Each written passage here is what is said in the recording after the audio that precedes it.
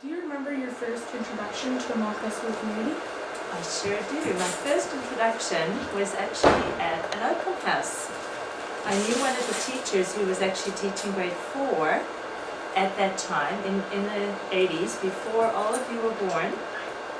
And she said I had actually just come to live in Toronto from South Africa, and I was looking for a job in teaching, and she said to me, I work in a fabulous school called Montcrest. Are you interested in finding out more about the school? And I said, I sure am. And she said, well, there's an open house on Saturday, and in those days they used to have open house on a Saturday afternoon. So I got the address, and I came to see the school, and I walked in, and I just loved it. From the first time I came in, I just knew this was the place where I wanted to work. They weren't actually, I don't remember meeting any children that first day, but the teachers and the principal, Mr. Hookie was the principal at that time, were so friendly and so warm, and I could just see from the work that was displayed and the pictures of the children that this was a great environment. That's great. And as Michael mentioned, you've been here for 22 years. What was your most proud moment for small years in August? Wow. There have been so many, Alessandra, it's hard to really identify just one. I'd have to say, I mean, I think just knowing that we're celebrating 50 years together and seeing how far the school has come in so many ways, yet with all the ways in which the school's changed, we've also managed to keep the things that are most important to the school the same. And I think I'm most proud of that, of our community. And did they always cost $1? Well, I think it was student council who, as I recall, who always put them together. And no, it used to cost 25 cents. You would just bring a quarter on grub day. Where did they used to have a concert when they didn't have the gym? Oh, I love this question. We used to have concerts, girls and boys. For those of you who know the neighborhood where the school is, you might know that if you go south on Broadview Avenue, just past the playground in Riverdale Park, where the grade 4 to 8 go for recess time, there's a little church, a Ukrainian church on the east side of Broadview. And for many years we used to walk down there, and we would use that for our plays. There's also a church up on the Danforth near the Carrot Common, and I do remember going to that church sometimes as well. So that was where we had the plays. Sorry. If I can I say one quick thing? Right now where we're sitting, that used to be where we had our school assemblies, in this room. The whole school would fit in this room. And that was actually when it was raining, because when the weather wasn't too cold, we'd be outside in the amphitheater. And this was for also, assemblies. I understand, Was it really squishy? It was What's pretty that? squishy, but we fit. I understand that this was also the gym. This was used It as a was the gym. gym, It was yeah, also this used room. as a library, this room at one point. It was sort of an interim library. I remember these those revolving racks of books that we had down here in the library. And we had some special days here, but I'll talk about that in a minute because I think that there's a question about other special days. How has the Terry Fox run changed over the years? The Terry Fox run, I mean, it's always just been something that we participate in. I don't think there've been significant changes. I can tell you the Yeah. change. So with the Terry Fox Run, we used to do it on a Saturday, and we'd all meet at Upper Canada College Wasn't as it a a school. Saturday or Sunday.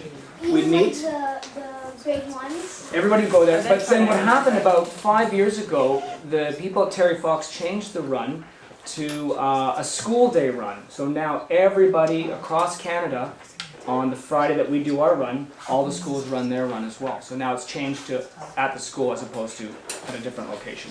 I was involved with student council at one time, and I was the teacher coordinator, and I do remember having a special day where you had to bring your bear or bring your stuffy, and we had like a beauty parlor day for your bears. And I remember doing that in this room, and That's a great it was a idea. lot of fun. Everybody really enjoyed that. And Mr. Sherrard was involved. I remember Yeah, seeing that's him a brush great idea. some of the bears and put bows in their hair, and it was lots of fun.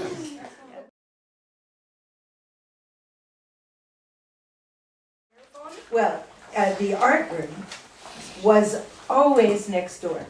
You all go to the art room, don't you? Yeah. You all go in, you all go in. It was next door, and it was half of that room. Half of it. There was a wall. And there were 96 students when I came. I've been here for 27 years. Oh. Anyway, and when I came, they had the mini marathon, and they asked me to print the t-shirts for 96 students. And I had never printed a t-shirt. So I found somebody who knew how to do it. He showed me. And I had an ironing board in the other room, and I printed one color, because as soon as you have 2 colors, or 3 colors, or 4 colors, or 5 colors, like you're wearing on your shirts today, it gets much harder to do, much harder. Then I have one Kite Day story. I have many, many, many, but I'll tell you one that I love.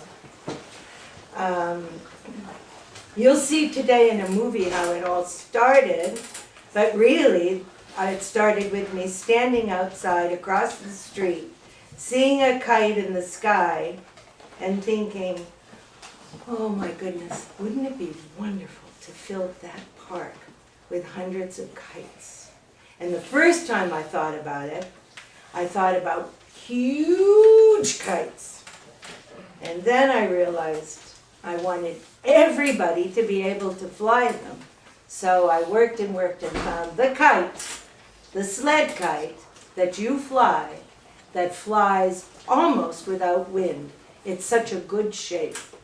So that's the kite we use. We use the sled kite, and that came to me after 3 or 4 years. But now, if you stand and you look over the hill across the street, the whole park is filled with kites. And that's what I envisioned, and that's what happened, which is wonderful. And my favorite kite story, one of them, is I had a student whose kite would never fly. It just wouldn't fly. And this kite flies no matter what almost. And it just, I don't know why it just wouldn't fly. She wasn't maybe in the right spot with the right wind, or letting the string out at the right time, whatever. And she was in grade 8, and I said, this year, when you graduate, we're going to make that kite fly. Her name was Charlotte. And at the end of Kite Day, in her 8th year, she walked up the hill with a smile from here to here, and I knew her kite had flown. I very carefully watched it as she constructed it and put the sticks on and the tape on and everything, and she had a smile, and she just came and gave me a high five and said it flew. And I said, what a great year for your kite to fly in grade 8. So it flew, and she left the school, and as far as I know, she's doing very well.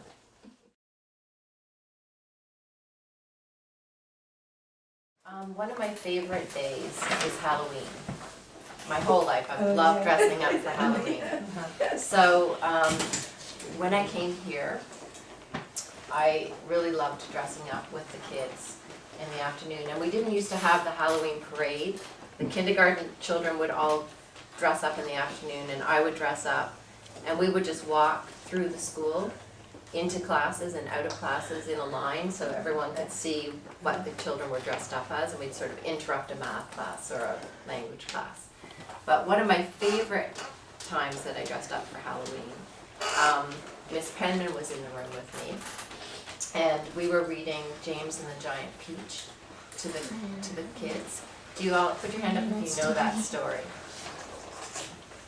So can you guess who we dressed up as, the two of us? James. Not James. No, but the peach. Not no. the Peach. No, the 2 ants. That's right, Aunt Spiker and Aunt Sponge. And I dressed up as Aunt Spiker, and I had my hair all messy, and I was wearing this horrible house coat, and I had a fly swatter, and Miss Penman stuffed pillows in her, and she had a little mirror, and her lipstick was all off. She had big curlers in her hair, and she talked about how beautiful she was. When the children came in from lunch recess, we were in our costumes, and we were horrible to the kids in our class. We stayed in character the whole afternoon. We called the kids little brats and slimy beasts, and the kids were shouting back at us, and I had my fly swatter, and I pretended to swat at the children, and we had the table set out with all these treats, and Miss Penman piled her plate high with treats and was stuffing them into her mouth as Aunt Sponge and telling everyone that they weren't going to get any of those treats, they were all for her.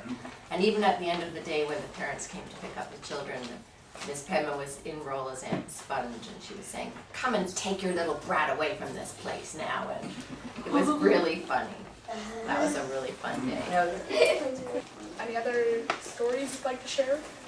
I think I guess one of the things that, since I've been here so long, one of the most exciting things once you get older is you get to see how children, when they're little, who they turn out to be sometimes when they're grown up. And these days, that's one of my favorite things. Sometimes I'll run into someone who's in their 20s now, and I remember when they were 5, and I remember there's one kid I ran into, he was working in a restaurant, and what I remember about him is he used to have terrible temper tantrums, and I remember tucking him under my arm and carrying him up the stairs, and I remember him screaming, "Help me, she's killing me, everybody help me," and I just calmly kept carrying him up the stairs.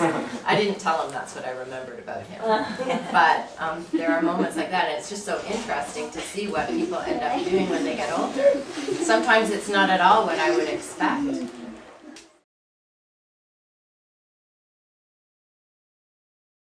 So I'm going to tell you how Spice Days got started, and in order to tell the story of how they started, I got to start with a story about a turtle and a hippo.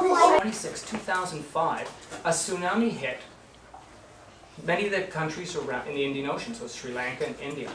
Well, this hippo was a baby hippo, and when the wave hit the shore, it took this little hippo and washed him far, far away from his family, and he got stranded. Well, he was rescued. And he was taken to a wildlife preserve, yeah, where they look after animals. And this turtle here is 130 years old. 130 years old, and his name is Z. Owen the hippo, they put Owen in the same place as Z. Now Z was a grumpy old turtle, didn't want anybody to come near him. Owen was a bit lonely. And he started slowly going closer and closer to Turtle. Well, over time, they became really good friends. And they started looking after each other. In fact, they're still together today. So the reason I'm telling you this story is because when that tsunami hit, it was over the Christmas or the winter break, the holidays. When we came back to school in January, all the students and the parents and the teachers were like, we need to do something to help the people who were devastated by this tsunami. We need to put something together. So the kids all got together with the teachers, and we had what was called a marketplace, where the kids sold things that they had made, and they brought in their allowance, and we had a whole afternoon dedicated to raising money for the people who were suffering from the tsunami. And so, for example, I'll go through some of the things that the kids sold. JK sold Valentine pictures. The grade 1s sold care mice and potted flowers. We had Arctic bookmarks, puppet making kits, picture frames, tie-dye t-shirts, shoe shine booth, heart-shaped cookies, candies in a jar, all kinds of things. And this was all because the kids got together. We raised a whole bunch of money. After that, we thought, this was a great event. We need to do this more often. But it takes up a lot of time, so we decided then what we'll do, starting the next year, we'll start having days in the year where we do events like this, and the whole day is taken up with special activities going on. And that's how Spice Days got started. I'm actually not sure how we got to the name Spice Day. I can tell you that story. It's quite funny, actually. Raise your hand if you know what SPICE stands for. I bet you nobody in this room does. Joni, you think you do? What does it stand for? Nope. Luca, did you have your hand up? Here's what it stands for, okay? For the S, students. P, participates. Day. I, little I, then big I, integrated, which means mixed together. So students participate, integrated, C is curriculum, and E is experiences. And all that means is we get to do lots of different things with lots of different kids. But did you know the very first name we came up with was not Spice Day, it was Ice Day. No, seriously. Ice Day. And we thought, that's not going to work. No. So we came up, we thought spice, the spicy, like a meatball, we make it fancy. Ice sounded a little cold. Yeah. So that's how the name Spice came up.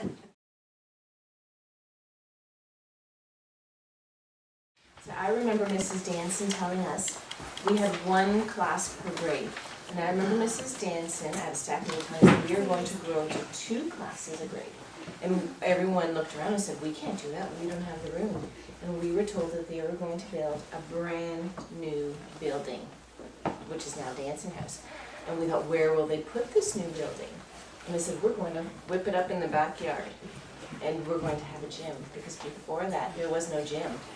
All gym classes were outside all the time. So I can't remember how long it took them to put it up.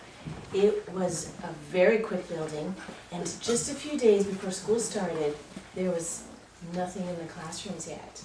Everything was still, I think, piled up in Miss Kingstone's room and upstairs in the grade 1 rooms, and we thought, we are not going to be ready for the students to show up on Thursday morning.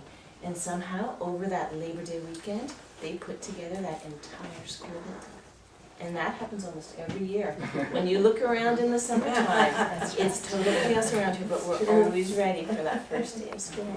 I think the night before, teachers were carrying desks Yeah. into that building, yeah. That's great.